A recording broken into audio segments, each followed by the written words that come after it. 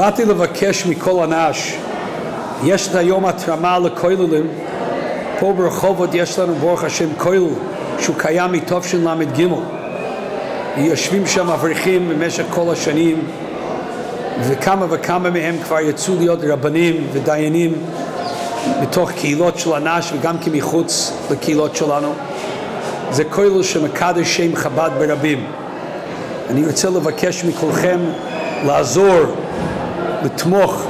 אנחנו יודעים מה שהרבי כותב ביום יום בטס תמוז, שההורים שצריכים ישוע בשביל הילדים שלהם, אז הדרך הטובה ביותר זה לתמוך בלומד תורה. והנה יש לנו מקום שזה לומד תורה, שם של הכולל יצא לפניו לכל העולם, בוודאי כשתומכים בהם זה ייתן ברכה והצלחה וישוע לנו גם כן בחינוך ילדינו ולראות נחת יהודי חסידי מכל ילדינו.